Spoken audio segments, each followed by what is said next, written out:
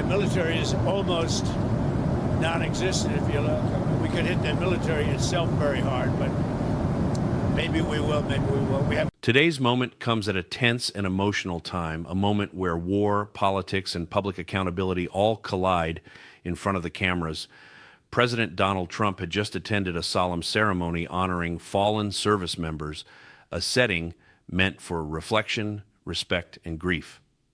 But the moment quickly shifted when reporters began asking tough questions about the escalating war with Iran, questions about civilian casualties, about how long the conflict could last, and about whether American troops might eventually be sent onto the ground. These are not small questions. They are the kind of questions that define wars and shape how the public understands them. The president's answers matter because they set the tone for how the administration wants this war to be seen.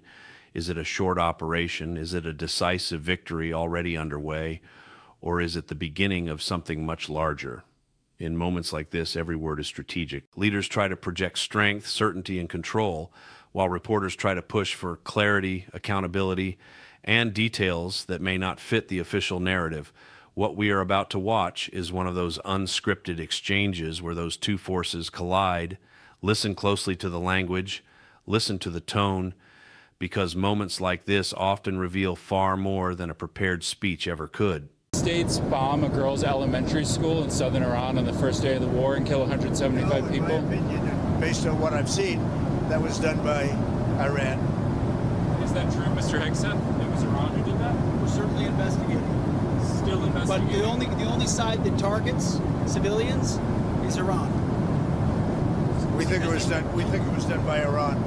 Can you give us an idea? Because they're very inaccurate, as you know, with their munitions. They have no accuracy whatsoever. It was done by Iran. Can you give us an idea of what unconditional surrender looks like to you? I mean, what do you want from Iran? I said unconditional, not conditional. I said unconditional. It's where they cry uncle, or when they can't fight any longer, there's nobody around to cry uncle. That could happen too, because we've wiped out their leadership numerous times already. So it's if they surrender, or if there is nobody around to surrender, but they're rendered useless in terms of military. Mr. President, can I ask you what Peter asked you a question yesterday? You said it wasn't the right time in that event, but he was asking whether you have indications of whether Russia is supporting Iran somehow in this. No, I haven't had that. I have had no indication of that whatsoever. If they are, they're not doing a very good job, because Iran is not doing too well. What about the Strait of Hormuz? There's no traffic really going through it. Well, right that's the ship's choices, but we haven't cleaned out. We've wiped out their navy. Their navy is now at the bottom of the sea, so that's the choice. This is an excursion. We figured oil prices would go up, which they will. They'll also come down. They'll come down very fast, and we will have gotten rid of a major cancer on the face of the earth. We will have taken out a cancer. Don't forget October 7th. Don't forget all of the things that have happened over the years, all caused by these people. So what we're doing is a great thing, not only for our country and not only for Israel, not only for the Middle East, but for the world. Secretary Bessent announced some moves to temporarily allow certain Russian oil sales to India. Are you considering any other moves, including the SPR? Well, if there were some, I would do it just to take a little of the pressure off. But I think that the oil pressure, but there's a lot of oil. We've got a lot of oil. Our country has a tremendous amount, and there's a lot of oil out there. That'll get healed very quickly. Would you consider using the SPR, tapping into the SPR at some point? Strategic reserve? Yeah. Well, I'm the one that built them up. Biden used them so that he could get some extra votes in the election. It turned out it wasn't even him that ran, it was Kamala. And she obviously didn't get any extra votes because we won in an absolute landslide. So he should have used it for that. He used it to I filled it up, and he brought it down to the lowest level it's ever been. We will start at the appropriate time, which is basically a gut instinct. We will start filling up the strategic reserve. What you just heard is a perfect example of how wartime messaging works in real time. And the first thing that stands out is how quickly the conversation shifts from mourning to military dominance.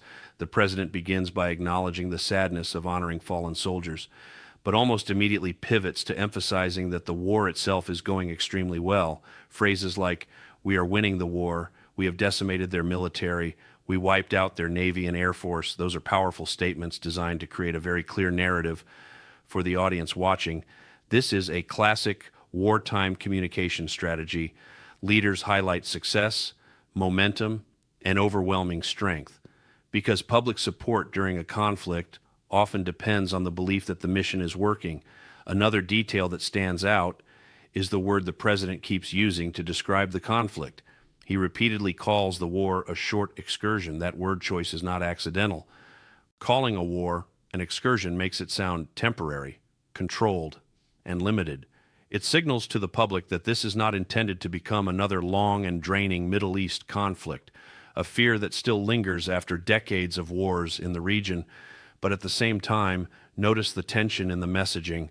While the war is described as limited and short, the president also refuses to rule out the possibility of ground troops. He says it would only happen for a very good reason, but he does not close the door on it. That kind of strategic ambiguity is common in wartime leadership. By not giving a clear yes or no, the administration keeps its options open while also avoiding headlines that might suggest escalation is already planned. Then comes one of the most serious questions in the exchange. A reporter asked directly about a claim that a girls' elementary school in southern Iran was bombed and that 175 people were killed. This is the kind of accusation that can dramatically shift international opinion. If it gains traction, the response follows a familiar pattern seen in many wartime press briefings. First, deny responsibility. Second, suggest the opposing side may actually be responsible. And third, redirect the conversation to the enemy's past actions and brutality. That is exactly what happens here. The administration says the strike may have been caused by Iran itself due to inaccurate weapons, and then the conversation quickly shifts to discussing Iranian actions and previous violence. This rhetorical move is important because it changes the focus of the debate. Instead of arguing over the details of one specific incident, the discussion becomes about the overall moral justification for the war. Another moment worth paying attention to is when the president is asked what unconditional surrender actually means. The answer is intentionally broad. It could mean Iran formally surrendering, or it could mean their leadership structure being so weakened that they can no longer continue the fight. That kind of vague definition of victory can serve a political purpose because it gives leaders flexibility. If the war ends with negotiations, that can be framed as surrender. If the leadership collapses internally, that can also be framed as surrender. However, ambiguity can also become a weakness if the conflict drags on, because critics may argue that the goals were never clearly defined in the first place. Another interesting part of the exchange comes when the conversation turns to oil prices and the global economy. Wars in the Middle East almost always raise fears about energy supply and rising fuel costs, and the president addresses that directly. He acknowledges that prices may rise temporarily, but insists they will fall quickly and that the United States has plenty of oil resources. That message is clearly aimed at domestic audiences who worry about economic consequences, because in modern politics, economic impact can sometimes shape public opinion about a war even more than battlefield developments. The discussion also touches on Russia and whether it might be helping Iran. The president downplays the possibility and argues that even if assistance exists, it is not helping Iran much. That answer accomplishes two things at once. It avoids escalating tensions with Russia while still reinforcing the broader narrative that Iran is losing badly in the conflict. Then when other officials join the conversation, the tone shifts slightly from political messaging to battlefield analysis. They begin discussing drone attacks, missile launchers, and manufacturing capacity. They claim Iranian drone launches have dropped dramatically, that missile launchers have been destroyed, and that the ability to continue attacks is shrinking rapidly. Those details are meant to reinforce the central argument that the military campaign is working and gaining leverage every day. But perhaps the most politically sensitive moment in the entire exchange comes when the president talks about the future leadership of Iran. He suggests the United States does not want to keep coming back every decade to deal with the same problem, and implies there may be interest in shaping who leads the country after the conflict.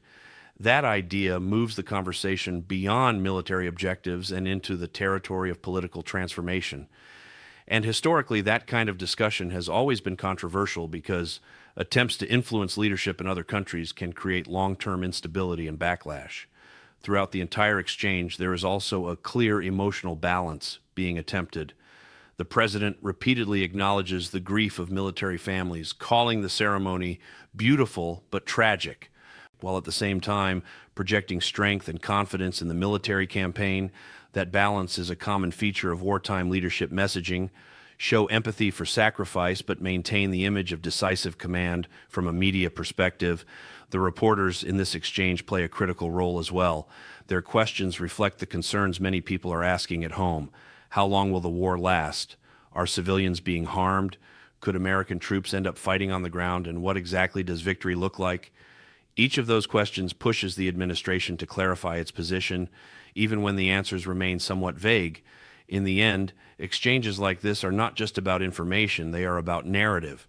Supporters of the administration will likely see a president projecting strength and decisive leadership, pointing to rapid military success and a weakened adversary. Critics may see something different. They may focus on the unanswered questions about civilian casualties, the unclear definition of victory, and the possibility that a limited operation could eventually expand.